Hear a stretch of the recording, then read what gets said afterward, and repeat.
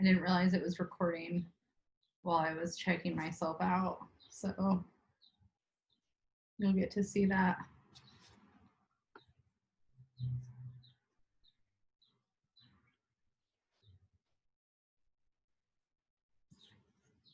Recording. So we are recording for the Esoteric Book Club, and we're reading Cycles of Opportunity by Carole Beckham and going over chapter 5. We're also going to be relating what we've been reading with current events, because right now there's just so much happening in the world that seems relevant to a lot of the information that we're getting with regards to the different rays. And I think that we can correlate the different rays with our lives right now in a way that helps to assimilate the information. My name is Evelyn Zool. I'm Annalisa. This is Annalisa, and we are co-owners of the Mystic Parlor. And we have Christine here, who is joining in on the discussion for the book. And yeah, so here we are. We were talking about how to navigate this information, esoteric astrology, and utilize it within the modern times. And yeah, I don't know. Do you think we should just continue the conversation that we were having before? Let's talk about the crosses. You want to get right into that? Yeah, let's talk about the crosses. Okay. Because So we'll come back to it. Yeah, that's true, when we go into the different rays. Yeah. So the last time we went through chapter 4, and there's still some information, I think, that wasn't totally in chapter 5 that would be helpful for us to go over, which is the modalities of the zodiac signs and their relationship to each other. It's especially relevant right now because we're going to have the summer solstice on Saturday evening, and we navigate the astrological world in the Western tropical zodiac via the equinoxes and the solstices. So I have this up on the screen to show the cardinal cross, which determines the seasons for us. And the reason why the cardinal cross is so important is because it's sort of like our map or calendar that helps us to make sense of our linear path through time, or seemingly linear path through time. The summer solstice is when the sun enters Cancer, which would be down here in the cardinal sign. And the relationship to the zodiac signs, well, I can put it here, it makes a little bit more sense when they're highlighted this way, is the cardinal, fixed, mutable are the 3 different modalities of energy moving through these constellations. And Aries, Capricorn, Libra, Cancer is cardinal. Aquarius, Scorpio, Taurus, Leo is fixed, and Sagittarius, Pisces, Gemini, Virgo is mutable. And when we go through the different rays with their different correlations, you will see similarities with the pairings and the groupings of these constellations. As you can see between each of these circles, these signs create, in traditional astrology, what we call a square, and in esoteric astrology would be called, not a square, right? It's a different word. Yeah, I don't remember. I can't remember right now, but it's a different word in esoteric astrology. And isn't it cross? I just thought it was cross. Oh, I guess, yeah, that's right. Yeah. So these are crosses. Yeah. And not squares in esoteric astrology. And these sign pairings or sign groupings have similar energy patterns to each other. In traditional astrology, squares represent sort of friction or shifting change. The square shape itself has a lot of symbology within it. It is a very stable shape. The number 4 gives us structure, boundaries, and allows us to start to create or manifest in the world. So these are the 3 different quadruplicities, and so this one has some words that are in, this is Sanskrit. This is, I think, the Vedic. But we have the fixed representations here, which is very common in all the tarot and esoteric illustrations of the phoenix or Scorpio, which is associated to the eagle, Leo, right here with the lion, Taurus, over here with the bull, and Aquarius with the figure of a person to represent the collective or all of humanity. And these are the traditional rulerships with the planets. So it's one way to make sense of it too.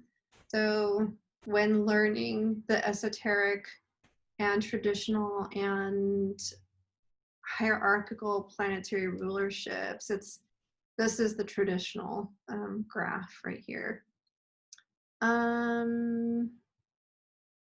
So I guess looking in the constellations into the first part of chapter 5, where they're talking about the energy being funneled through the universe through to us. This is more of the like cosmic theory of how we attain energy, I guess. That's how I would describe it at this point. It's the cosmic energies we get from our zodiac are supposedly channeled from the 3 constellations, the Great Bear, Sirius, and the Pleiades. So supposedly Sirius, the Great Bear, and the Pleiades all shoot energy out that goes into our 12 zodiac constellations, and then that in turn gets put into us. Yeah. And so here's some constellations to just give a little bit of a visual to this concept. So this gets into when you hear about people channeling information. A lot of times they'll say that they're channeling from like the Pleiades or Sirius. The star Sirius, it has a huge history with Hermeticism and its relationship to Egyptian mythology, and so does actually all these constellations do. And so I think this is a topic that is good to know. And then the more we learn about esotericism, the more we'll have like a picture being built on this concept right now, which is like energy moves through these constellations and we are receiving their grace through the sun. And that's kind of all where we're at right now with that information. But so here's a representation of all of the different planes, and with the human form represented in there. And so it's another one with the Rainbow Bridge, which is also equated to Chiron. So you can see the lower triangle versus the upper triangle is a common theme in all of esotericism. The lower triangle represents the yin, or intuitive, internal, also physical manifestation. And then the upper triangle would be the everything in the chakra system, that's from the chest up. And when we merge the two, then on the ray 7, then we have a strong capability of navigating reality in multiple directions, and where we are able to manifest.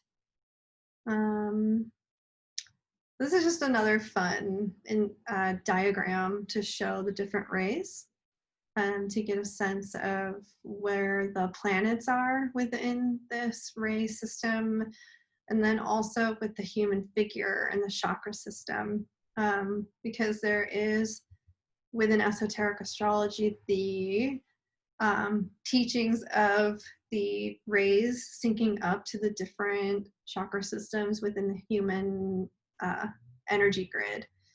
So this one is interesting. Some of the planets will be interchangeable within different systems.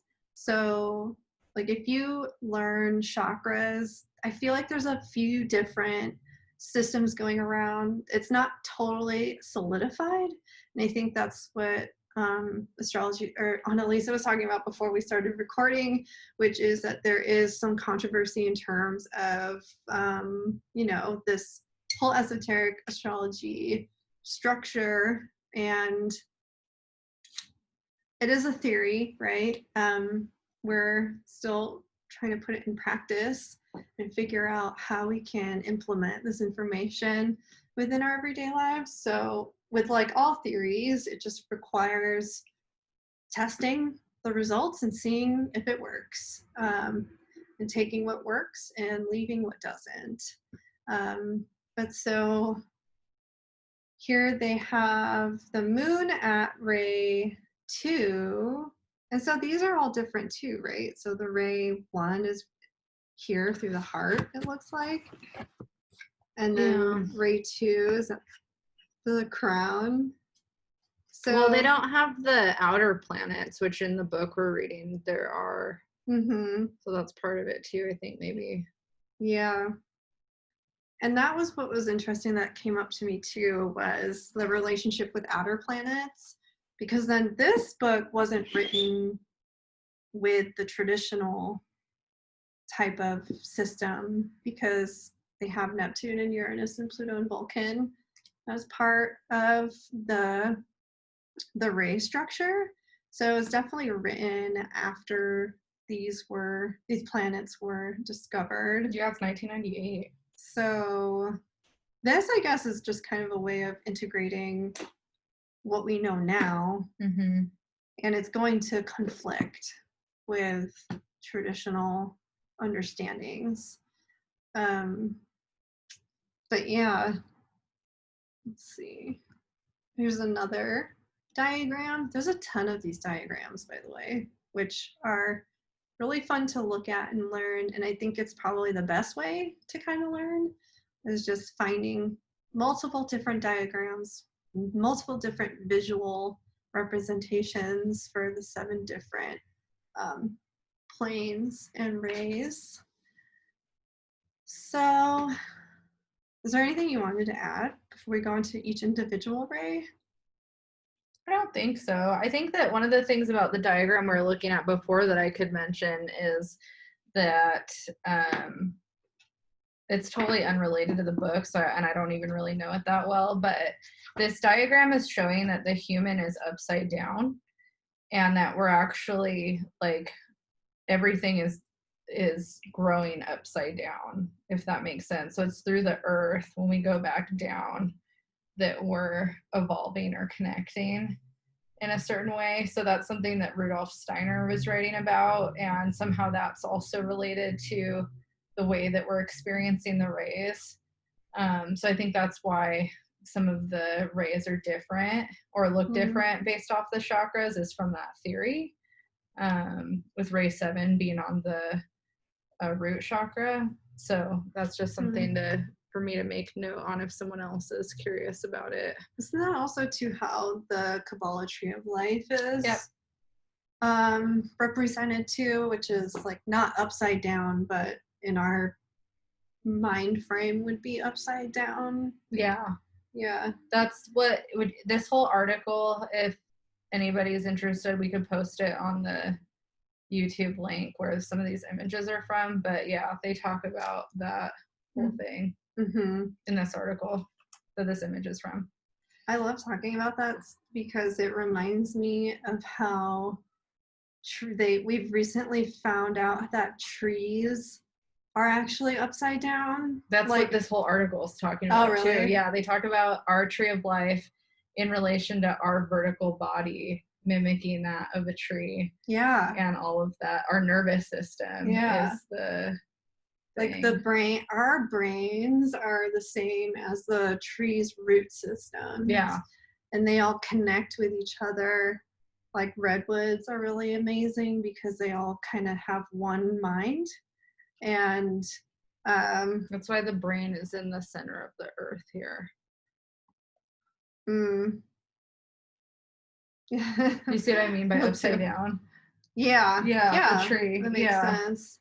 And then our feet are the leaves. Right, exactly, the root. And then our genitals are the flowers that reproduce. That need the pollen. And the seeds from the fruit are the ovaries that get planted. Yeah. Pretty cool. We're tree people. We are. Okay.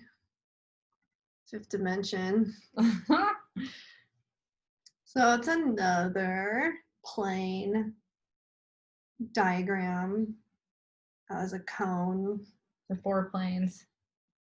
With a lady as a flame in the middle, which is pretty cool. Yeah. All right. Yeah. So, do you want to get into chapter 5 or do you want to review chapter 4? I don't know. Christine, did you have any questions about chapter 4? Was there anything at all? It might not even be like on the brain, but yeah, was there anything back in there? There's kind of a lot of science in chapter 4. So I was actually kind of thinking about you and wondering if there was some connections happening on your end. But if not, no pressure. I want to put you on the spot. You're muted, by the way. Thank you. There isn't anything that stands out to me now. I'm sure at the time there was. I did enjoy this chapter because of the fact that it had a little bit more basis in science, but I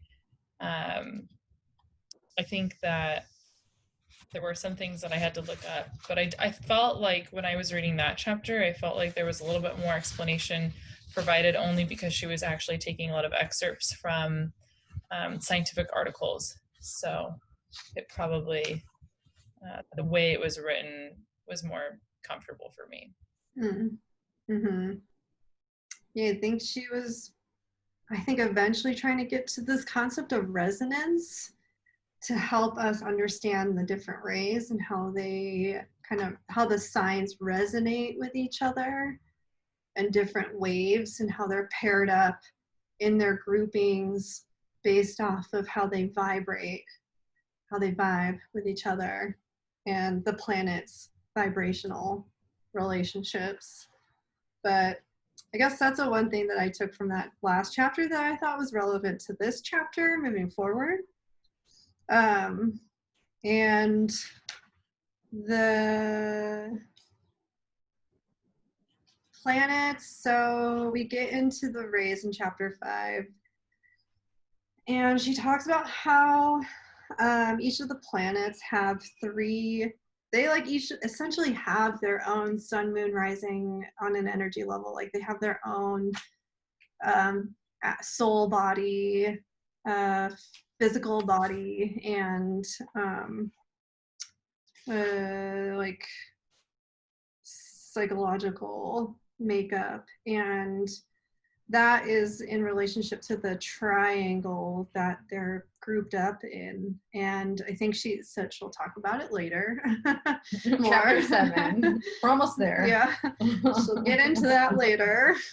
So we don't actually know too much about that at this point, but she's getting in there: spirit, soul, and personality, body. So we're just kind of building on this concept of the 3 different expressions of planets. And then the ray itself has its own planet that rules it, which kind of for me is still something that I'm having a little bit of a hard time grasping, because it's like a completely different planetary rulership than the 3 triangles. Mm-hmm. So it's like you almost have to memorize each sign's triangle on its own, and then each ray's planetary rulership on its own. And then you can, once you memorize all the triangles, you can say these 3 triangles rule this ray that has this planet. But it's like having to memorize them all separately, I think. And then I think once you do that, you'll have a better basis for how it's all working together. Yeah. Because it's a lot to grasp. Mm-hmm. But it makes sense. I don't know if I'm allowed to jump in. Yeah. It did remind me a lot of when you're reviewing a natal chart, and I know it's different, but it reminds me of when you have planets in different parts of a natal chart, and you look at where those planets fall, but then you also look at the rulership of the house or maybe the sign of where that planet's falling, and then you're taking that interpretation as a part of the reading. Understanding the mechanics, but of course, Annalise, that I still struggle doing that myself.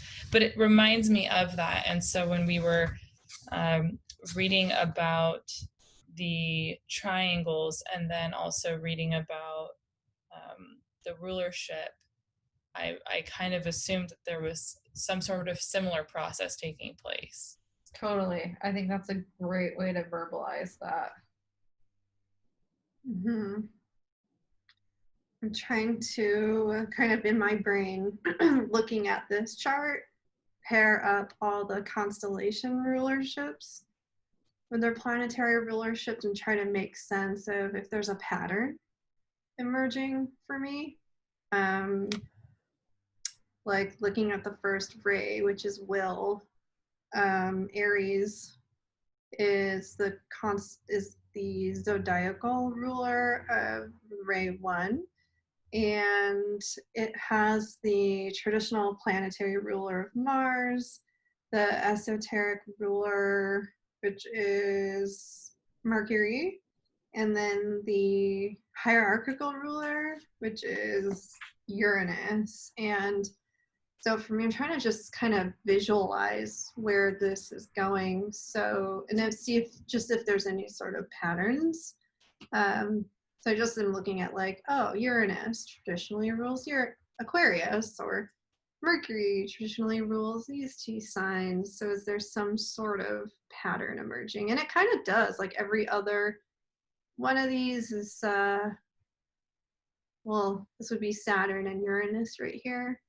And then Mars and Mercury. I don't know.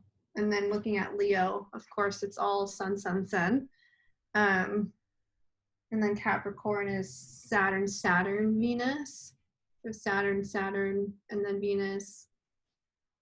Yeah, I'm not able to make any connections at this point, but I think the further we go, maybe I'll be able to. But yeah, it's hard. Mm-hmm. But then it says too, Taurus and Pisces are associated with ray 1. So then it's like you have Aries, Leo, Capricorn triangles with Vulcan and Pluto and Taurus and Pisces. Mm-hmm. And that's just blows my mind. Because I'm like, what? Right. Like, how do I put that into interpretation? So I think that for me, I love your process of kind of seeing how it's the same with like layers, but it's almost like you have to take all your knowledge of how you delineate charts previously so that you can add a whole new way of layering in your brain, because it's just like it doesn't make sense in the same way. I did kind of have a similar thing to what you were starting to do just now, though, that I was kind of trying out, where it's like there's always going to be some planets that we already know inherently through the traditional side, so that kind of helps in the memorization process of like, well, we know with the exoteric and esoteric and hierarchical, like if we just memorize all of that stuff in that way that we do, like what you were saying, maybe it'll make it easier later. But yeah, I'm sure like when we get to the point of practical application later in the book, it'll make more sense. Chapter 7. Yeah. She says chapter 7 for everything. Yeah, she said chapter 7 like 10 times, I feel like, in chapter 5. And I'm like, well, then why don't you just put that here too? Do you think part of the challenge is, and well, you guys are further advanced than I am, but understanding how the interpretations differ when you talk about the esoteric planet interpretation versus the exo, and then also the hierarchical interpretation versus the exoteric? Like, do you think that, Annalisa, for you is what maybe becomes challenging when you talked about like, you also talked about like Pisces when you mentioned that Pisces and Scorpio were the rulers. Yeah, I think like I need to simplify before I go into bringing them all together. I think for me, like I need to memorize what each triangle is and what each ruler of each triangle with all the zodiacs are, and like you're saying, the interpretation. So like, what is Aries ruled by Uranus? Like, what does that mean? And then when you have all three working together in the triangle, what does that mean just on its own in that triangle? And then like simplifying each triangle in that way, which she does in the book. I think that's where we're like, it's good she's simplifying in the beginning. Yeah. Because you really have to get like Aries as a triangle first, and then Leo obviously as a triangle, and then Capricorn as a triangle, before you can fully understand why when they're all together we get this Vulcan, Pluto, Taurus, Pisces thing. Yeah. Or at least that's what it seems like to me. So here's a little gram to just see it in a different way, which may not make sense, but it's helpful here anyway. So I guess based like working off of what you just said, then what it does when it makes sense is when we're hearing the kind of breakdown of it. So like when she says the special virtues of Brave 1 is strength, courage, steadfastness, truthfulness, arising from absolute fearlessness, power of ruling, capacity to grasp great questions in a large-minded way, ability to handle people and measures. And then she kind of does the same thing when we're learning about the zodiac, right? How there's like characteristics, and then there's like a higher expression and a lower expression of the ray, and the higher expression would be the science of statesmanship and of government, and then the lower expression is modern diplomacy and politics. So if we can think about those themes when it comes to Aries, Leo, Capricorn, then we can start to make sense of why these other planets are a part of this first ray configuration. So Aries is the main head honcho of this configuration, and so if Ray 1 is the root, or no, Ray 1, no, if this is Vulcan and Pluto, we don't have that yet. We don't have those associations, so I'm not even going to go there right now. But so Mercury kind of throws me with this whole trifecta. Uranus I can understand as a hierarchical planet for Aries, because there is such a like kind of radical individuation of Aries, and it's in one of its expressions. And with Mercury, though, I guess that would be the steadfastness and truthfulness. arising from absolute fearlessness. And Can I make a comment about that? oh, and yeah, and then the words, like she has quotes for each one, and the quote for this one is, "I assert the fact." Oh, that's very Mercury. Yeah, so that makes sense. Oh yeah, what were you gonna say? The Magician card, Mercury and Aries, the esoteric rulership of that is common in a lot of Magician cards. And in the Magician, the power part, like we find our power or our confidence in the Magician. Mm. So that's another way to think of Mercury, I guess. Mm. Like discovering the self, the power. Yeah. Self-discovery, Mercury and Aries. Yeah. Or the Fool too. Like the beginning of the process of like kind of even becoming aware of self in a sense by asserting the self into new situations and places and people and things. But the science of statesmanship and of government. So it's like political science. Right. Which makes sense with Capricorn too. Yeah. And then the modern diplomacy and politics is the lower expression. I love all these lower expressions, explanations of the rays, because those make sense to me. Like knowing the bottom of the bottom's low right of something kind of allows me to understand where we're working from. Yeah. Like working up towards from. Yeah. So I guess that would like bureaucracy, like kind of blind bureaucracy,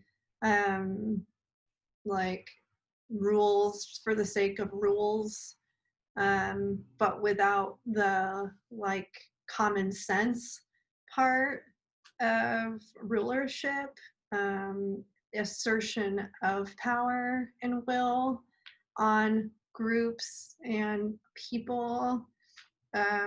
It says one of the methods of activity is destruction of forms through group interplay. So I guess that would be that like destruction of the individual self through identifying with others in a community experience. Right. The other thing too, I was trying to connect these rays with the 7 alchemical processes of transformation. And Ray 1 really reminds me of the first step of transformation, which is that like the I, like the like defining the I or the will.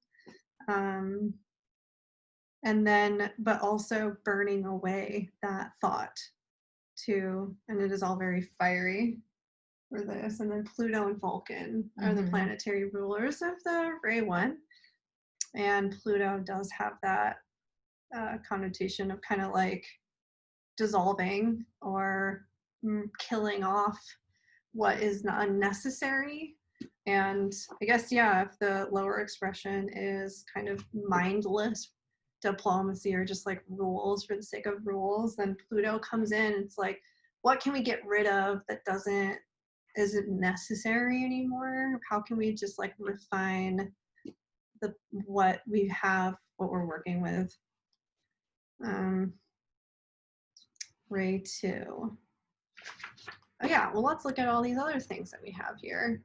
We put the Emperor as one of the examples of kind of Ray 1 energy. I do agree that the Fool and the Magician could easily also be Ray 1 though. Maybe they're even more Ray 1 than the Emperor is now that we're dissecting it more, since Uranus, which is often a ruler of the Fool, and then Mercury is ruler of Magician. That makes a lot of sense to me. But Mars is ruler of the Emperor, and so is Saturn sometimes, the Saturn-Mars connection. So Mars is obviously Mars and Saturn are both a part of Ray 1 energy with the triangles. So yeah, some ways to think of it through the archetype of the Emperor. And then it says the way to evolve through Ray 1, like the way we're trying to get to, is transmuting desire into sacrifice and the individual will into divine will. So the way that I perceive that is that we're willing to give up our own power or our own comforts or happiness for the betterment of the whole or divine consciousness instead of our own personal selfish agendas. Mm-hmm. This is Vulcan.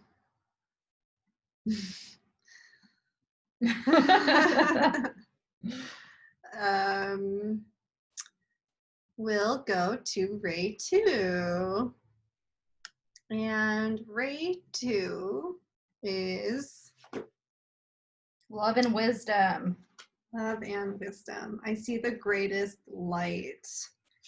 It is has a rulership with of Virgo, or not rulership, I should say. It's like it's what was she saying? The energy is essentially like the Controller. energy.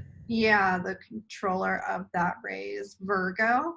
And then the planetary rulerships are Sun and Jupiter. Love magnetically functioning produces wisdom. And let's see, it's the power to understand, empathy, sympathy, compassion, sensitivity, compassion, intuition, tolerance, illumine. There's a desire for pure knowledge. And this one she equates to kind of like the process of perfection of, I guess, divine sacrifice or like ritual. And that's very Virgo in my eyes. The Virgo, Gemini, Virgo Pisces is naturally kind of attuned to that spiritual or religious polarity. And through Virgo, we find the ritual, the practice of ritual allows us or helps us to get into a meditative Piscean state to connect with a higher divine being. And then Gemini, being that lover's unification of self, with that connection to Mercury allows to, I don't know, I guess like overcome the mind in a way, and allow us to have a kind of a more not regimented, but structured, responsible hold on our thoughts in order to purify them enough to elevate ourselves to connect with divinity. What did you think? I don't know how to follow that up. That statement up. I think that I focus less on the Virgo side and more on the Sun Jupiter aspect of this ray when I was reading it. So I really like your Virgo assessment. I think for me, I think a lot of this ray as kind of the expansion energy of like expanding outside the self, which is kind of piggybacking on your statement. And like how in ray 2 we're looking outside of our structure or physical relationship to the material and trying to find wisdom that is making sense of the material. So it's like Virgo's at the heart, which is the rational logic, and then Pisces and Gemini is like the more out there, not grounded energy that would connect us to love and wisdom. And then Virgo helps us put it into application. And the Sun and Jupiter as the rulership, as somebody who's Sun and Jupiter dominant, I resonate with this ray on how I feel in terms of my desires for wisdom and truth and always wanting to get outside of the material Like I'm constantly either overindulging in the material to escape the material or going into the spiritual to escape the material. That's like the lower vibration. I'm not talking about in the higher sense. So yeah, that was kind of like my thoughts on Ray 2. And like when it's in its divine state, we have a healthy connection to bring maybe that ethereal love and wisdom to the earth.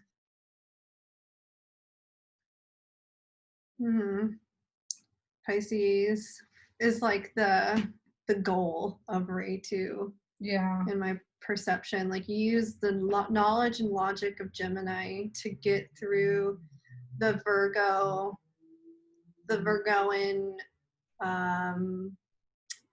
conceptualization and understanding of the information, and like organization of information, and like I always just relate Virgo to ritual a lot, even though ritual is actually, she talks about it being associated with the seventh ray, but to me I really feel like Virgo helps to solidify the physical understanding of divinity through meditative practices, and like having a strong like daily practice in order to get to the expansion and expansiveness of Pisces.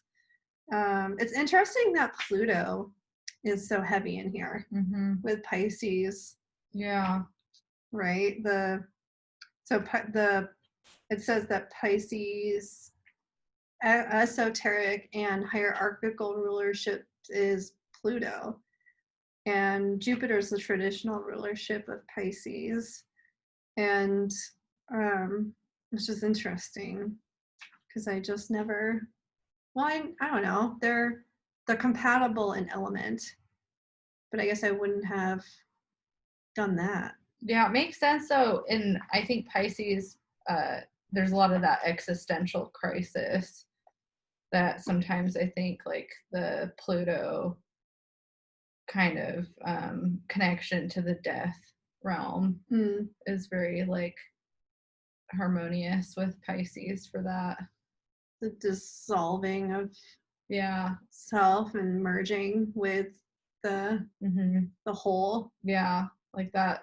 Yeah, the Neptunian dissolve and the Pluto death share like a relationship. But yeah, I love that. I also see that in Virgo too, the ritualistic part. And I think later she does talk about the like you were saying, she talks about it in Ray 7, but if you feel Ray 2, I think she mentioned something about Ray 2 and Ray 7, like because there's a way that the rays connect with each other and like help each other, and I feel like there's something in that comes up.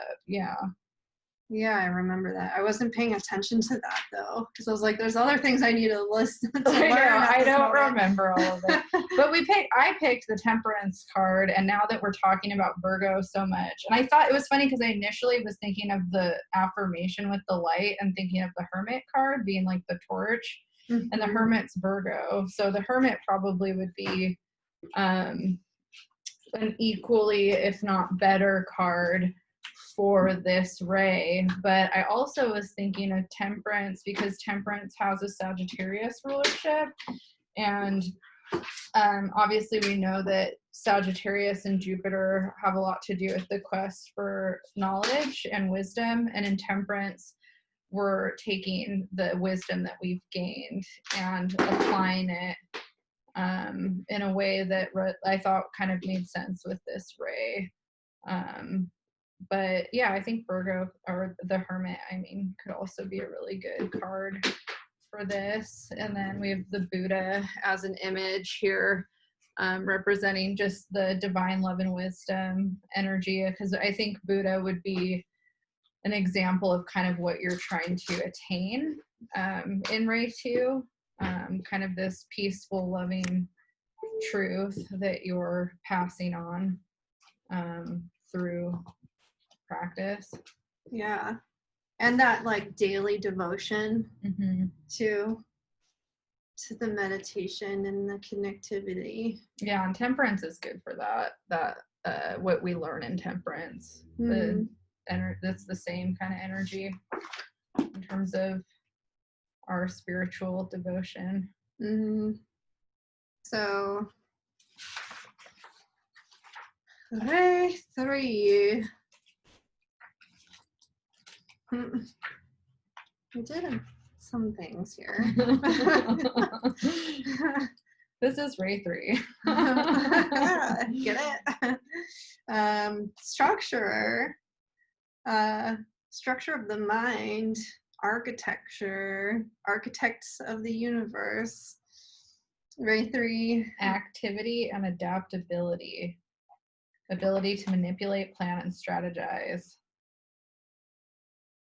The quote for it is purpose itself am I. It's a very Yoda. quote. Purpose itself am I. I like it. And we have Cancer, Libra, and Capricorn as the astrological constellations that make up this ray. And so Cancer, who's the main honcho here is Cancer, and then the planetary rulership is Saturn and the Earth. And yeah, it makes sense, creating form out of thought. So in Ray 2, we were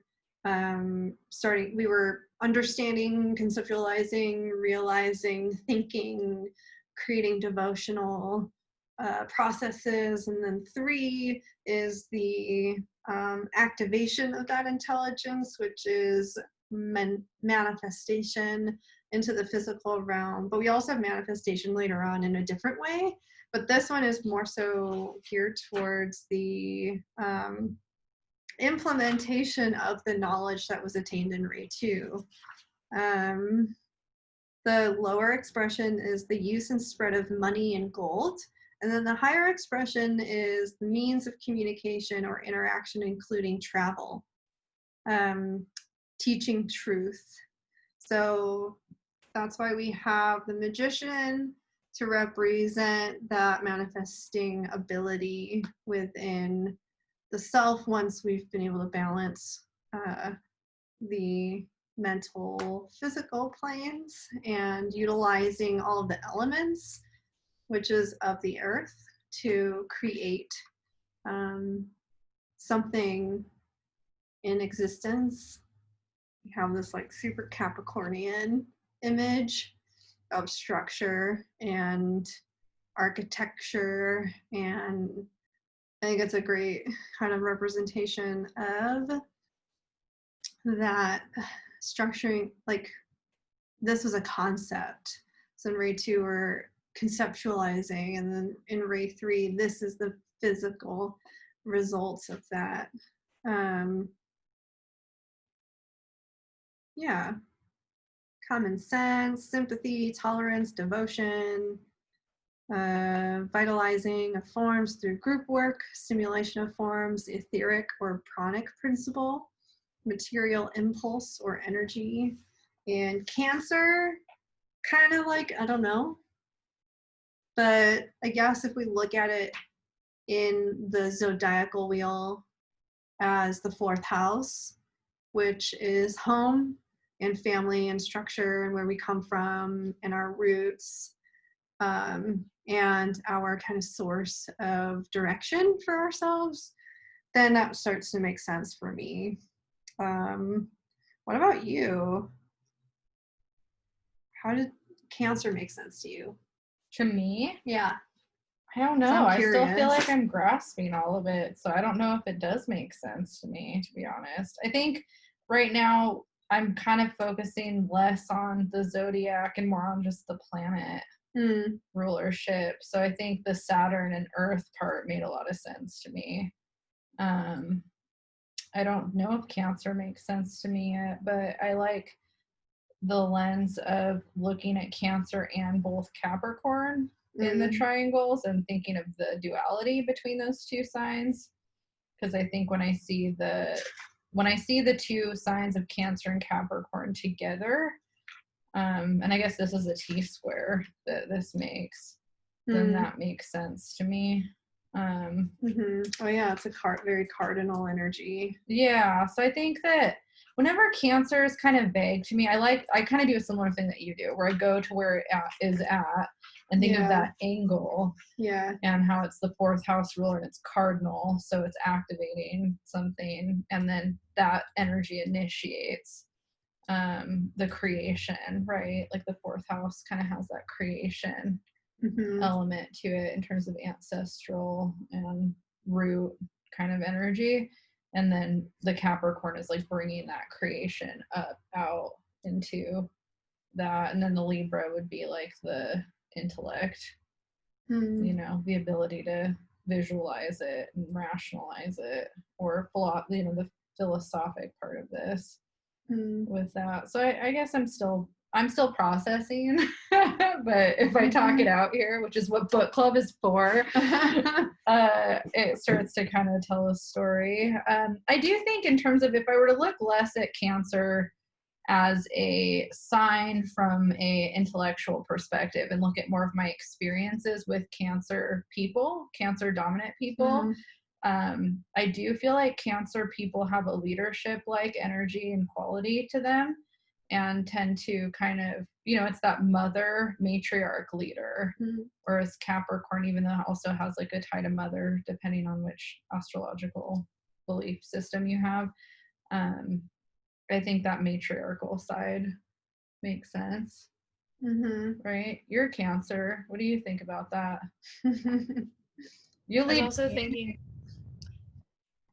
was also thinking about the tenacity aspect of Cancer, specifically when they kind of, I know it's not exactly the same thing as devotion, right? I'm sure in this case, devotion is meant to be devoted to the higher potential, but I also think the tenacity to work through all of the things that you're initiating. Cancer is obviously a cardinal and not a fixed sign, but I still think that it could kind of blend well with these other cardinals, with its tenacity. That was one of the things that was coming to my mind. I think that it's hard for me because while I'm a Cancer, I'm so Gemini dominant also, that I think it can be hard for me to think of like just very Cancer specific ideas. Would you say that, like, so there's a difference between a Gemini thought process, you know, and then like a philosophical approach to a problem, right? Like Gemini is more fact-based, like these are the facts, these are just like, this is the info. She's like, I relate to that. She also says Sagittarius. Oh, well, that's a fun dichotomy. Yeah. And then, yeah. So then there's the philosophical element of knowledge, and that's the ray.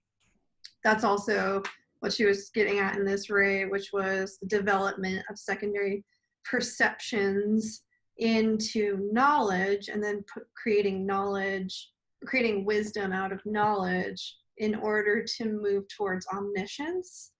And so I guess for me, Cancers that I've known are usually all writers of some sort, poets, or like philosophically minded, like riddled with anxiety of society types, and like trying to make sense of the world through, I guess, philosophizing concepts.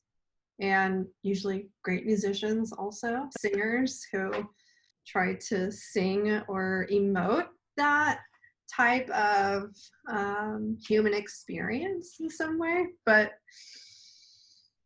there's that Neptune quality here for Cancer with the esoteric and hierarchical expression. Very Neptunian. Yeah. That's interesting.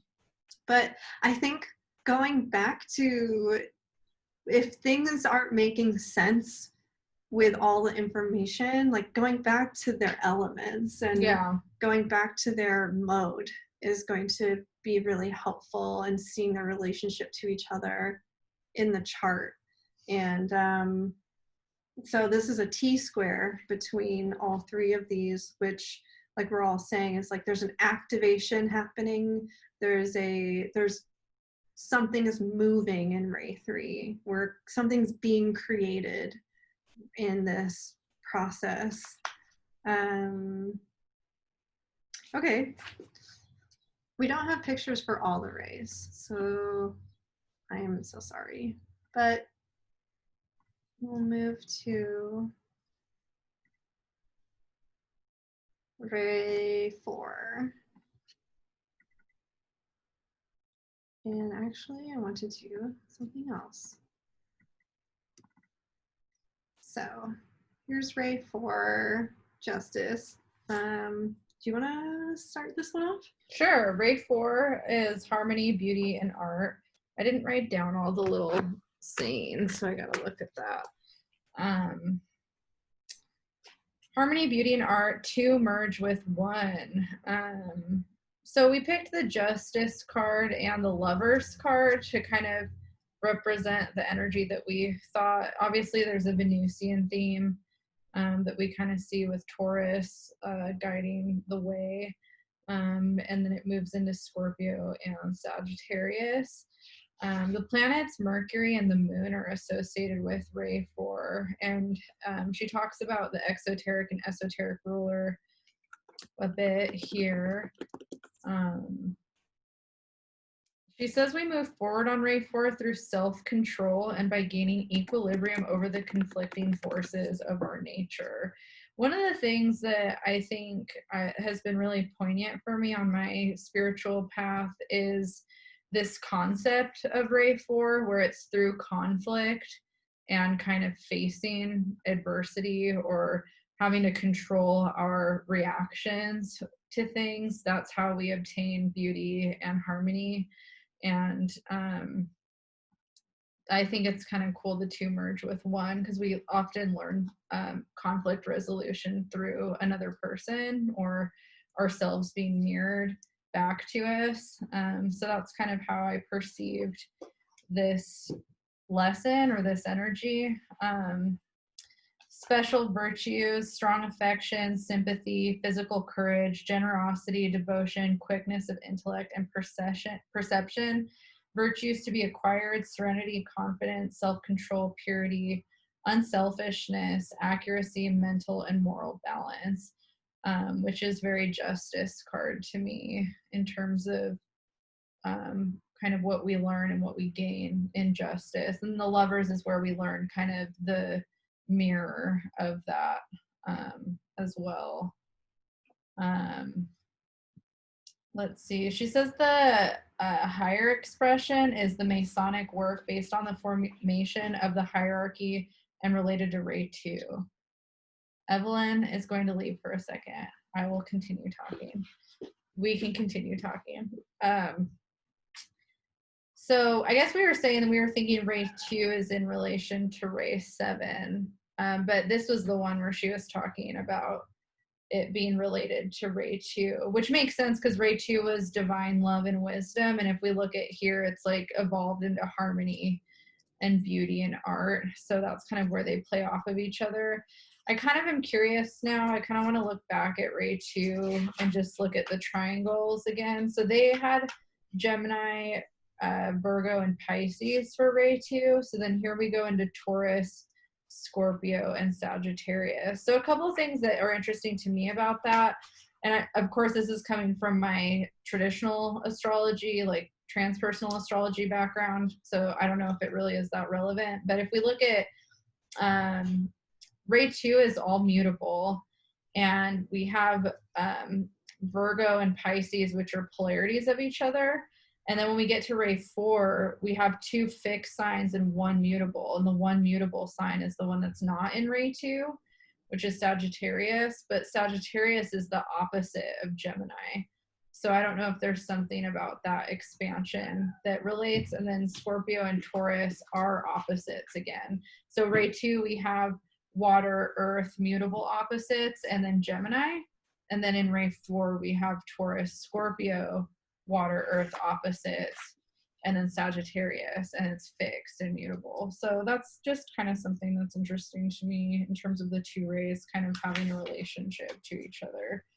And then the lower expression of this ray is architectural construction, modern city planning. So it's kind of interesting when we were looking at ray 3 and how it's in that ray that we can kind of create, and then here we're kind of evolving maybe out of some of that. Well, the other thing that's interesting is, you go from 1 where we're talking about destruction, and then 2 we're talking about, if I can find it, construction, and then 3 it's vitalizing of forms, and then in 4 we're perfecting those forms. Yeah, So, totally. again, that expansion idea. Under ray methods of activity. Yeah, totally. Group interplay, intuitional, or Buddhic energy. Yeah, so we use the Buddha for ray 2, so yeah, then that would make sense that we're expanding upon that in ray 4. I'm back. Evelyn's back. But yeah, one thing I wrote down about ray 4 was the harmonization of the cosmos and the individual through conflict. And so the opposition reminds me of that phrase with Taurus and Scorpio. And that kind of stuck out to me in general, that the need for opposition or tension for something to create. So harmonization makes so much sense, right? Because oppositions are polar opposites, and the two signs that are pulling against each other on the teeter-tottering balancing act needs to figure out how to become equal within each other's expressions in order to have a harmony between the two. Like, in the Lover's card, the merging of the two polar spheres, and Sagittarius is here. Somehow making sense. Well, that's kind of what you missed out, was me kind of making sense out of it. Oh, okay. Because she says here, we'll kind of recap a little bit, but she says here that there's a Masonic work based on the information of the hierarchy and related to ray 2. And when you look at ray 2, we have water and earth polarities of Pisces and Virgo with Gemini. And even though it's all mutable, so we could look at that. But if you look here, it's the water earth polarities and then the missing mutable in Sag. So it is interesting. So I don't really know exactly all of the layers to that, but it makes sense to me in terms of the way they're relating the yin with the yang and with the evolution of that.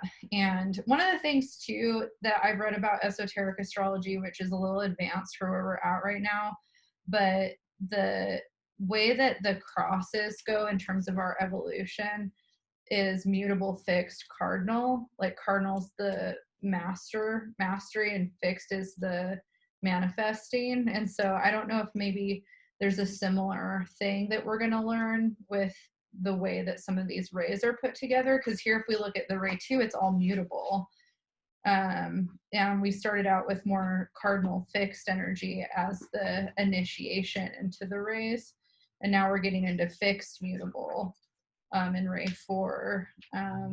So yeah, and then there's like all cardinal for ray 3. So I think like part of that has something to do with the way that, like you were saying, things manifest. Because another thing is like we know that positive and negative energy is how things are created, right? Like you can't create something without the opposing forces. Like the two opposing forces are how things are created.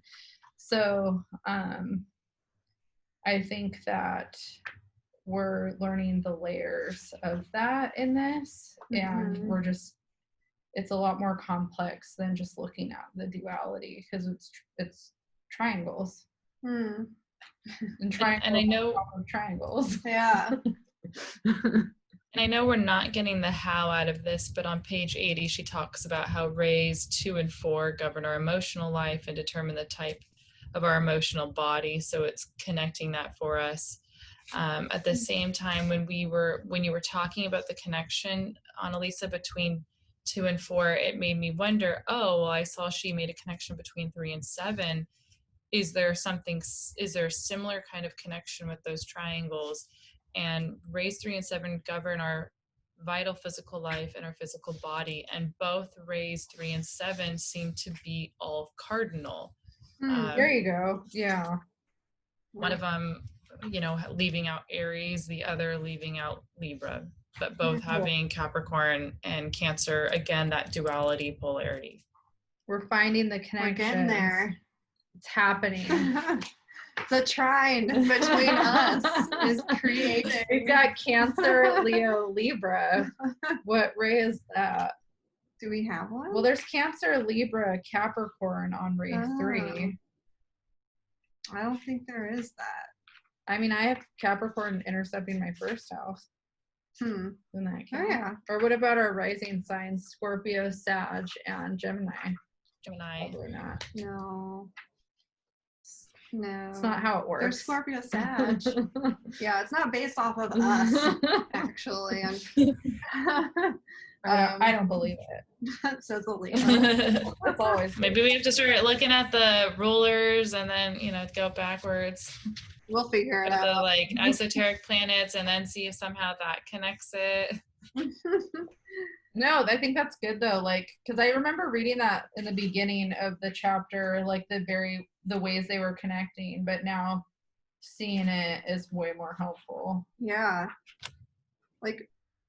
Using everyone's brains to create a bigger picture is very helpful too for me. The only way we're gonna learn this. And ray 5, what better segue? Oh. Which is when three minds unite. Oh, concrete knowledge and science. So, am I on? Yeah, so we're on ray 5, obviously, today. Right now. Ooh, Leo, Sag, and Aquarius. See, it is me.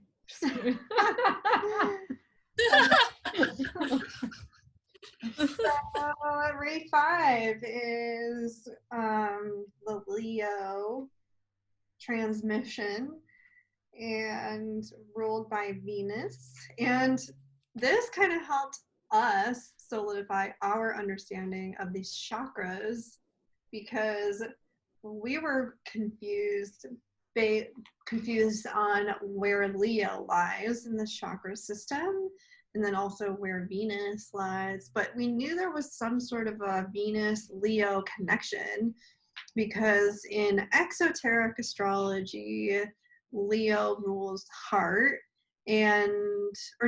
Leo, right? Yeah. Venus rules the heart. No, yeah, but Leo and Venus, Leo in the heart. We couldn't find anything. I made it up. But I've always heard that too. Maybe it was Wizard of Oz that did it. Well, Leo rules the heart in medical astrology. That's what it is. That's what it was. Yeah. Leo rules the heart in medical. So I assumed, because I had heard Leo rules the heart just generally, that Leo ruled the heart in the chakras as well as Venus. And then we started diving deeper and realizing it was just Venus. And Leo rules the heart medically, but not necessarily the chakra. So then I was confused, because I had also thought that the sun ruled the heart too, because of Leo. We were all jumbled up. And then we found all these different things that said different things. And then we found today a chart that showed the sun as ruler of the heart and Venus as ruler of the pineal gland, which was what I had originally seen or read somewhere. Somehow all this various information is just jumbled up in my mind. But now seeing the esoteric, I think what Evelyn was saying was seeing Venus associated with Ray 5 and Leo associated with Ray 5. It's now all kind of making all these random weird pieces make sense if you're looking at it from a more layered perspective, right? That's what you're getting at. Exactly. So were you trying to find that graph? Kinda. It's in that article that I emailed us. Well, why don't you give us more in-depth descriptions of Ray 5. Well, I looked through Okay, this. so Ray 5, I mean, I could just read out the book, but let's see what my notes said. Concrete knowledge and science, capacity to think, scientific and act scientifically, and provides a keen and focused intellect, leading to the power to know. We associate Ray 5 with the power to define, the power to create thought forms, and with highly developed powers of analysis and discrimination. So it rules research, experiments, mechanical ability, technical expertise, common sense, nothing that I'm good at. So I don't know why this is associated with Leo or Venus. Just kidding. I'm just being funny now. Ray 5 energy flows into the constellation triangle of Leo, Sagittarius, and Aquarius, and from there into the planets associated with these constellations, which is Sun for Leo, Mars, Earth, Jupiter for Sag, and Moon, Jupiter, Uranus for Aquarius. Ray 5 expresses the aspect of the will that is the cosmic seed of liberation. This is an aspect of destruction. Leo is currently the controlling factor for Ray 5 energy and produces the growth of individualism and of self-consciousness, so prevalent today on a world scale. And then it goes into Venus being associated with Ray 5, and the only planet that is. Venus is the exoteric ruler of Taurus and Libra, esoteric ruler of Gemini, and hierarchical ruler of Capricorn. I thought this was an interesting thing that she said. She said, in its current cycle, Ray 5 energy has accomplished more on Earth than originally expected. Who originally expected what? That's what I want to know. And then, thus, this energy might have to be held in abeyance or withdrawn for a time. We discuss this under timing and cycles in Chapter 9. So we'll learn that a few months from now. It's so funny that you said that because I wondered who the who was too. But on the last page of this chapter, page 94, there is what I took to understand as being kind of like the dates and time. So 1775 current era to 2000. Yeah. Now, history is not my thing, but I was wondering, where are we at with Renaissance periods, industrialism. I was doing that too. Science tech.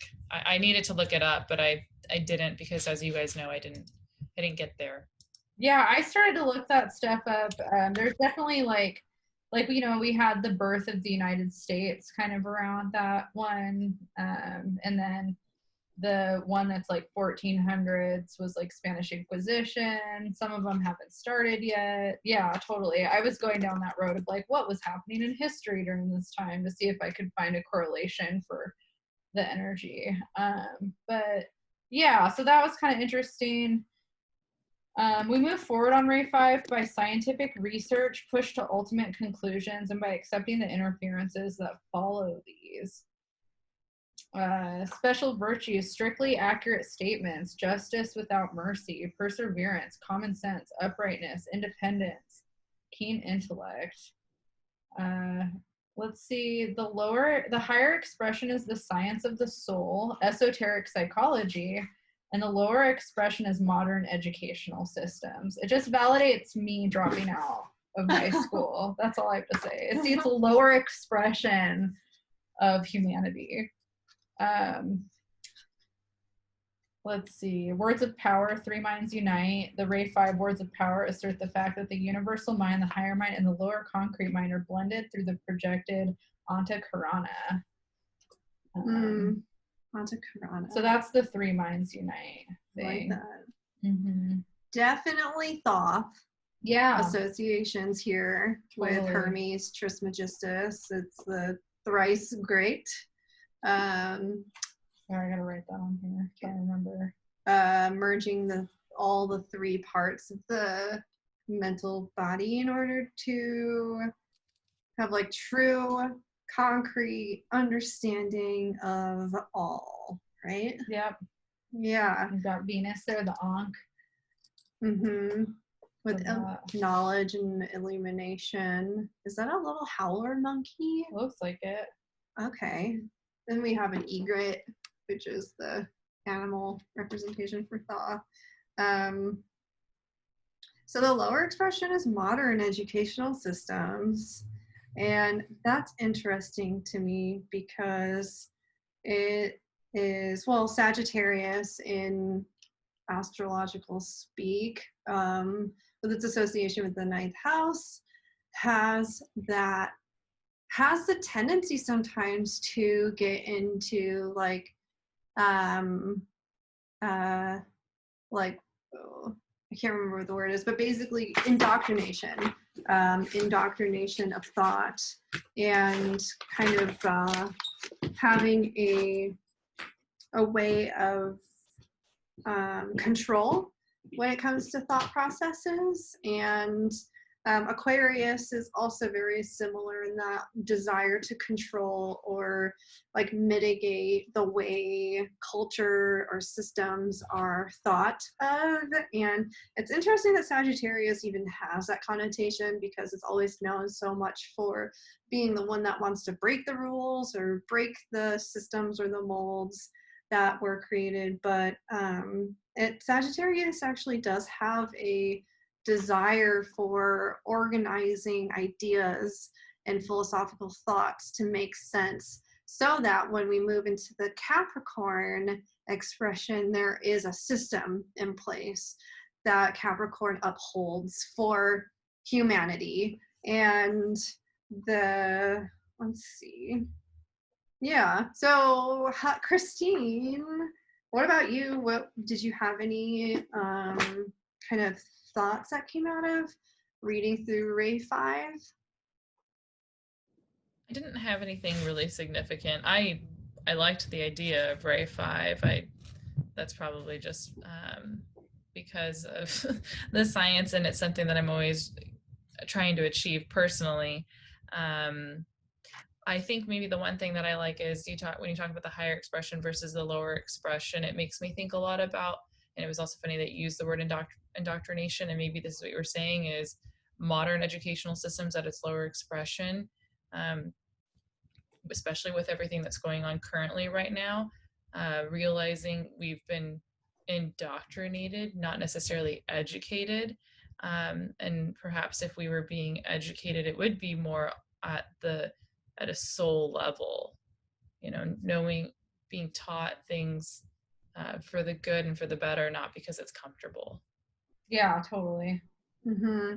And I walked in on the tail end, but that last statement, Evelyn and I were actually having a conversation earlier today about that same kind of concept, like how there's just so much education that we're not given as like in our basic level education, and then all the funding that's like getting taken out of education to keep everyone kind of ignorant so that we're not actually trying to make real change or disrupt the powers that be. So yeah, I think it's definitely that lower form of Ray 5. Yeah. And it being associated with the Leo and Sun, well, it moves through Leo, so there could be like in the lower form the desire to assert an egoic sort of representation on the knowledge, like the knowledge represents the self in some way. But what's interesting is that we're going through such a huge process with Ray 5 right now, and learning to unlearn what we thought we knew, and having the vulnerability enough to let go of any sort of egoic connection to the knowledge that we already have. And when that happens and we're able to,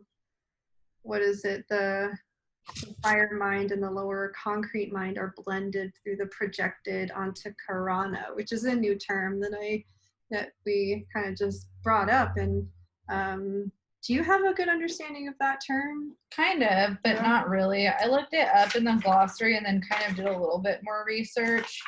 Let me read the glossary thing. Between cause. Let me look at Cause and KA no or CAUSE? CAUSE. Let's look at what she says. I think that's all she really says. Maybe that's all I wrote because I thought I understood it better. No, there's more. Do you want me to read it? I've got it open. Got it. Go ahead and read it. Fusion of the two Sanskrit words, antara, between, and karana, cause. This word signifies the channel of subtle matter connecting the ephemeral personality with the soul, the spiritual triad, and the monad. So if we go back to that graph where it shows the, if you remember earlier, we showed all the planes, like the person was sitting with all the planes and kind of that rainbow, and then the monads at the very top. The way that I was understanding this is that we're basically taking kind of all of our understandings, and the goal is to get to where the monad is. So the way that, let's look at how she was using it in this sentence.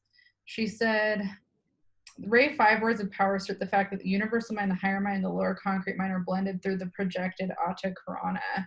So the way that I'm viewing this, and if you guys think that it's different, I'm not getting it, let me know, because this is my conceptual, but I'm imagining that like the lower triangle is connecting to the upper triangle, and then the Atta Karana is like this going up into the monad. So it's like all of these parts working together is how I'm understanding it. Right here. Well, because it says that it's the word signifies the channel of subtle matter connecting the ephemeral personality with the soul, the spiritual triad, and the monad. So that would be, yeah. So I'm kind of thinking of this whole image and how when we're embodying this connection of the upper lower triangle, when this unifies, like what we were talking about, then you're fully able to connect to the monadic field, which is divine source energy. There it is. Yeah, that was the other reason why I sent that one. Yeah. But we talked about that earlier. To the Rainbow Bridge. Yeah. Which is, that's the Rainbow Bridge. Yeah. That's what I'm saying. That's what I'm getting at. Chiron. Chiron. On page 80, at the end of that same chapter where it connects Ray 3, 7, 2, and 4, it connects Rays 1, 4, and 5, and then it connects specifically just Rays 4 and 5. That last sentence says, we gain, the one before it, we gain harmony, beauty, creative power through battle, stress, and strain. That's in Ray 4. And Ray 5, we gain knowledge expressing itself eventually through wisdom, through agony of successive choices. Thus, during the life experience, connecting 4 and 5, we learn discrimination, true values, the vision of the ideal, and the capacity to distinguish reality. I'm glad you read that, because when I was reading this, I was thinking a lot about what we're going through right now. Same. Yeah. And 6 and 7. And I remember, and 6 and 7. And I remember wanting to mention that, and I completely forgot until you read that. So yeah, I'm glad that was read. Thank you. Well, I have a question for you guys, but I can wait till the end. I just to remind me that, because we haven't gotten through 6 and 7 yet, and I want to do that. Okay. So ask you at the end. Or ask you to ask us at the end. Yeah.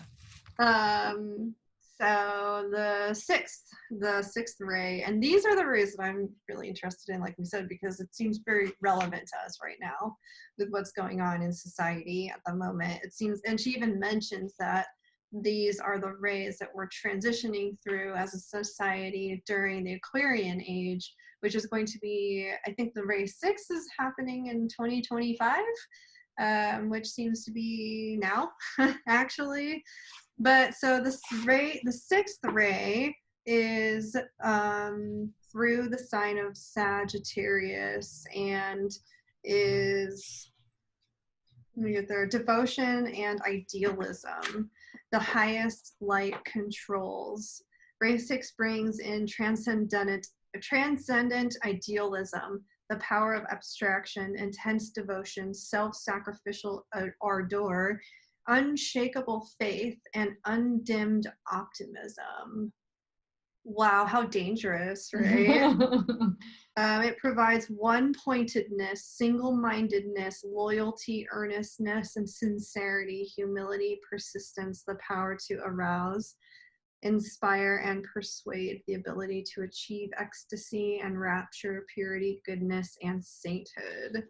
So, and it is flows into the constellational triangle of Virgo, Sagittarius, and Pisces. So we have the Pisces Virgo opposition again in this one, and it's the mutable opposition with the Sagittarius T-square. So then it would make me think that it also shares relationship to Ray 2. Yeah. Yeah. Oh yeah, for sure with that. But then, and then Ray 2 has the Virgo constellation stronger representation, I suppose. Yeah. And then this is Sag more so. Yeah. Yeah, that makes sense. Yeah. So then this is the high. We're supposed to be elevated at this point. So the higher expression of Ray 2 is Christianity and diversified religions related to Ray 2. And then the lower expression is churches and religious organizations. And that's so interesting because we were having this conversation about religion and Christianity and the power of like the belief system, and kind of like how ignorance is bliss when we are trying to ignore the reality and not allowing information to come in due to the desire to hold on to a perception of reality based off of our religious explorations. And so the religion comes up again with this mutable square, T-square, with Pisces, Virgo, and Sag. And yeah, I totally would like apply that sort of religious relationship to those three signs for sure. And it's interesting that she equates it to Christianity more specifically than any other religious organization. But of course, you know, Jesus and the fish, and Virgo, Virgin, and then Sagittarius, Jupiter, expansion of knowledge and connection to the divine. And Christ consciousness is a big focus for a lot of esoteric astrology literature. Like all of Alice Bailey and like the Tibetan channels talk about Christ consciousness, so that could be why too. And if we're in this ray as a cultural humanity, or as like an I don't know, in our evolutionary process, in our consciousness, right? And that makes sense in the Piscean age, for Christ consciousness to be prevalent in our everyday existence. But moving into the seventh ray is the shift from the Piscean age to the Aquarian age. And I'm trying to find where she says Ray 6 is associated with Christianity and came into influence around the time of Christ's work on Earth. This ray is now withdrawing its energy for the shorter term, and more Ray 7 energy is coming into manifestation during the emergence of the Aquarian age. But she says too how when there's a shift in ages or a shift from rays from one ray to the next, there's usually this like upheaval that happens because of the like uncertainty of what the next step brings with it. And I kind of wanted to jump into ray 7, but I'll hold See if off there's because I feel anything like, else. yeah, because I'm sure there's more to talk about here. I think the only thing I would just add is that we move forward through ray 6 through prayer and meditation. And I think just making note on the, for anybody who watches this, or even maybe you, Christine, the difference between like why religion organizations is in the lower and Christianity is in the higher. Because sometimes we'll look at Christianity and religion as the same. We'll look at like the belief system of a religion being the same as the church or the religious organization, which in fact, they're usually very separate. So it's like Christianity wasn't Christianity until way after Jesus was dead. So all of like Christ himself was not a Christian, right? Like this was all stuff that was based off of him, written by other people, not himself. It was like his words regurgitated. And so when we think about a lot of like spiritual concepts, a lot of time the actual practice of the spirituality is not the same as the church that we join and the people that we are under in the church or who we're talking to. And a lot of people will think of themselves as spiritual people because they're in a church or they go to church. And a lot of them are not having a spiritual relationship or a spiritual practice at all. They're living an exoteric, dogmatic identity that makes them feel better about themselves when they go to sleep at night. And they're still going around doing whatever the hell they want, not knowing anything about spirituality. And so I think that's kind of just talking about this ray is kind of showing those like in the lower and higher expression is like devotion idealism, and it's higher is when we're doing our spiritual practice from a spiritual place and we understand that on a deeper level. And then the lower expression within the church and the exoteric can be a portal or gateway to that world, but only if we choose to take it higher than the exoteric or whatever. So that's all I wanted to add about that, because I think it plays into ray 7. I love that. That's totally how I feel about the Sagittarian energy. And again, we're in the nodal polarity of Sagittarius and Gemini with the eclipses this year. And that's another reason why this feels so relevant, is that we are taking a hard look at the religious orders that we've been indoctrinated by throughout society, and that is infiltrating our political structures. And the language that is used that has been oppressive in its form and in its like use in society is something that we're learning to dismantle for ourselves right now through moving ray through as we're moving through the sixth ray, in order to succumb to, in this Hanged Man card, the greater will of the universe, and to be I guess of service to, you know, the Piscean Virgo axis. I always forget this word that it's succumb to, but surrender. There we go. The surrendering to the divine will in ray 6. And the quote is, the highest light controls, and self-sacrifice is an unshakable faith is, reminds me of the Hanged Man position. Like when we're in that place of not knowing or feeling like stuck in a place, like he has the symbol of divinity around his head, which is the crown of light that is in a lot of paintings that's supposed to represent like an enlightened being, that he's just hanging there kind of seeming fine and nonchalant about the situation because there is a greater force at play. And that dogmatic thought ideology that's been used to control society with that Sagittarian kind of theme that we're in right now. Just feels so appropriate with this. Oh yeah, but the meditation and prayer is the way through connecting with divine order and God. So Ray 7 is the quote she uses is the highest and the lowest meet.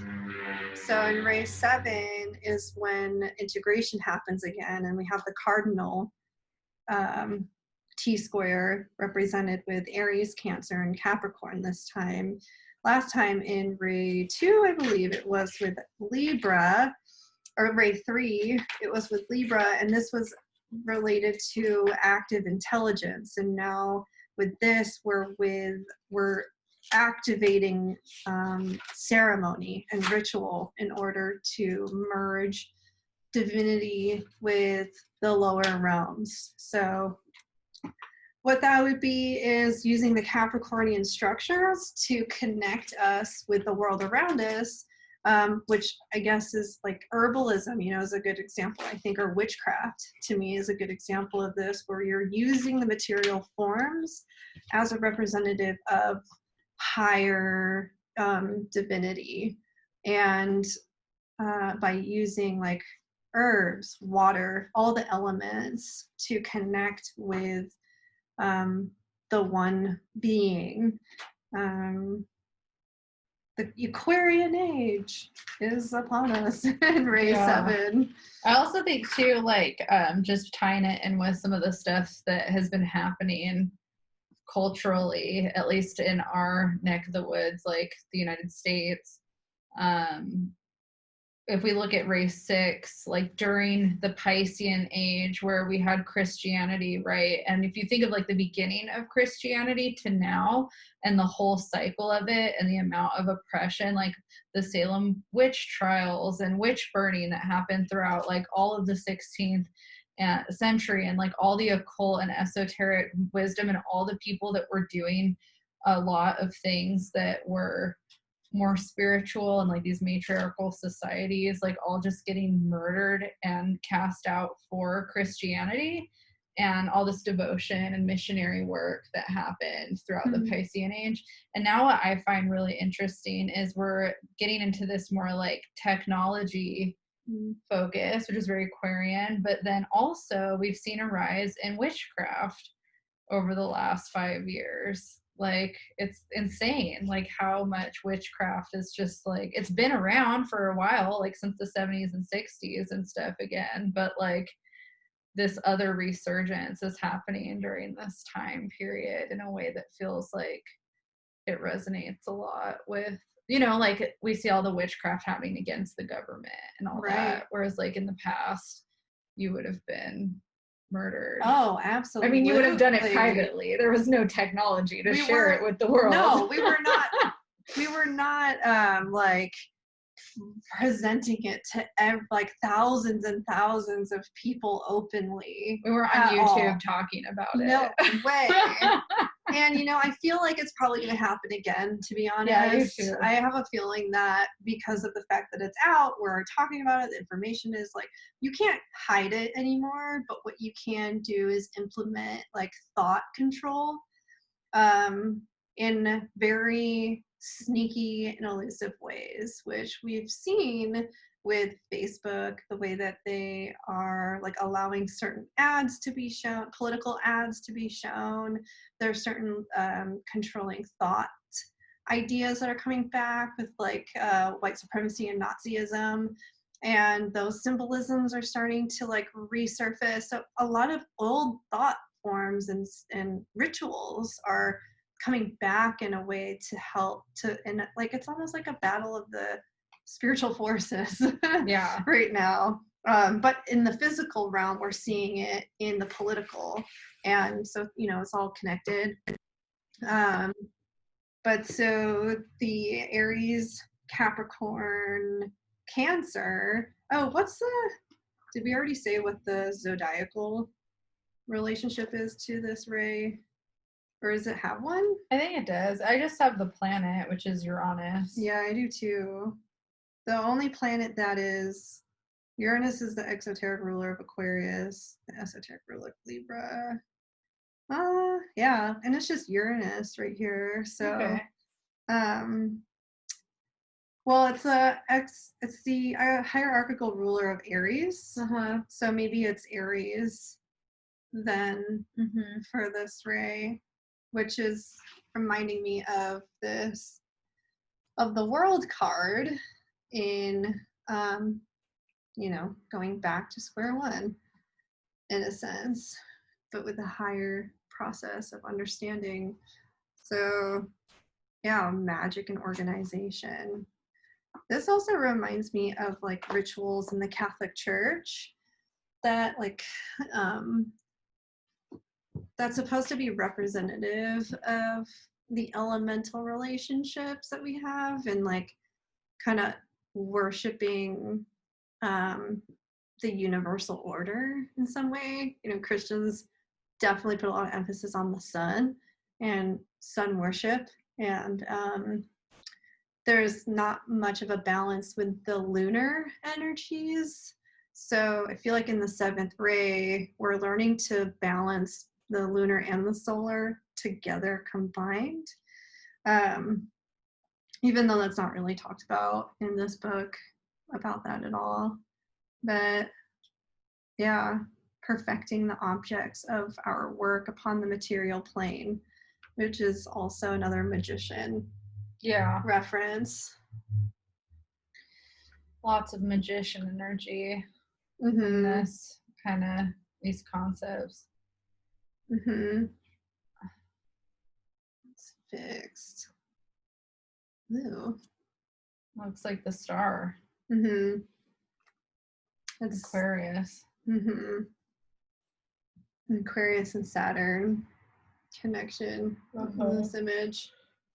Yeah, I am looking forward to seeing what happens more with Ray 7. But going to the last part of the book, which you had already mentioned, Christine, the last part of the chapter, sorry, not book, it shows kind of like somebody who calculated some potential like years for which rays were kind of dominant, and it shows kind of like what rays are still currently dominant in the collective. So what I find interesting is it says that ray 1's entry is going to be 2100, and then there's no other years associated with it.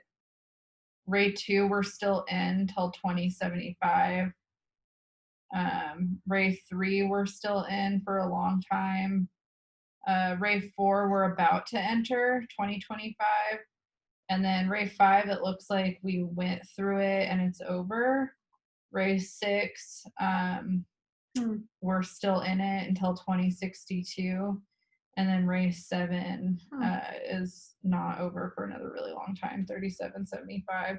I think too, one of the cool things about studying esoteric astrology from the perspective of ages, like astrological ages, is seeing just how many years it takes for a society or a collective to shift its consciousness.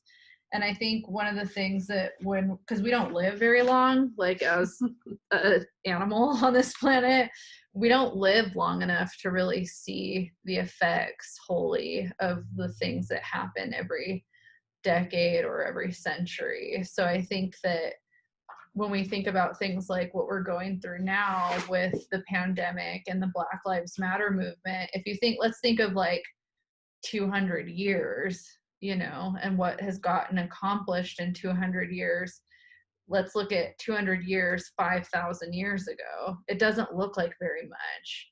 Like usually when we look at time, we're looking at like over the period of 500 years or over the period of 100 years, and it becomes these big abstract like things when we look back. But then when you're in it, it feels like that was so long ago when the Spanish flu happened. And it's like, actually, it wasn't really that long ago. Your grandma was alive, probably.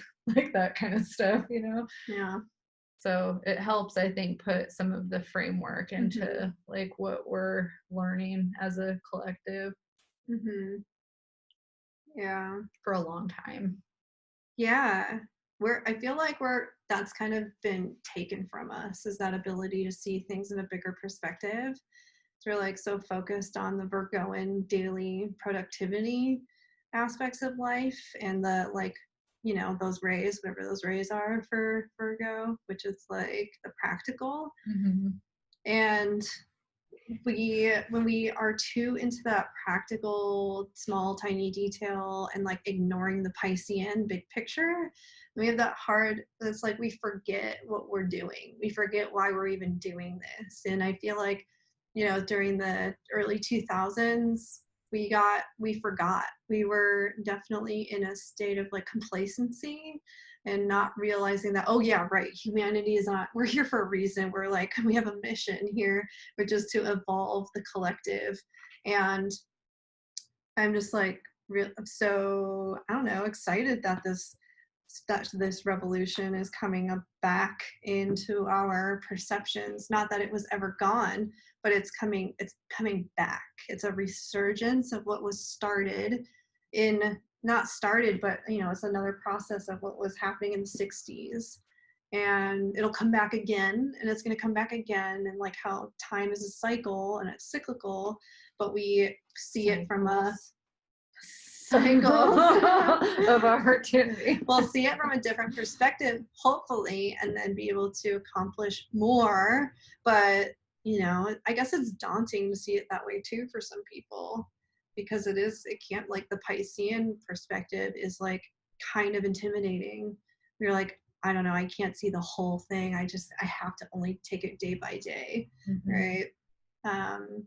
But it does kind of make you realize how much just one movement of people can influence the future generations forever, or like for a long period of time. So I think that's the way to look at it. And that's why I think I always feel kind of a responsibility for who I am in my life for that reason, because there's a ripple effect that you don't know is happening with who you are and what you support. And I've been doing ancestry.com stuff, looking at my family line, and it's pretty nuts when you do go back in time and see like how you got to be alive, like out of all the people, the choices that they've made. But just knowing that like we're all here because somebody, you know, had to make a series of choices about what side they were going to fight on and what religion they were going to be a part of or what they were going to believe. Like, even though we might, like, our family line might not be famous or notary, like we're all part of that like ant or herd hive mind that like survived and got to keep going. And I think that that's when people are fighting for their lives or their religion or their race or like who they are on a genetic level. When we're having like these wars or these fights about that, it's because that's what we're fighting for. Like we're fighting to like stay and continue to be in the consciousness, like in the collective. And for my belief system and why I study this stuff, I think that we're all a part of one. We're all one. And so we're supposed to, as a collective, realize that, and as a collective, create in the material some reality that models that. Like that's the test. That's what we're here figuring out how to do. So the more we as individuals can model that and create that in our lives with the work that we do in the world, the more we're helping get there.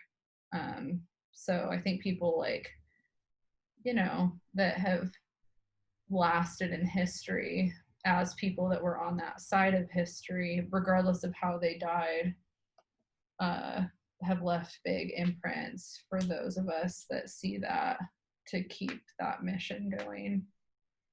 It matters. Yeah.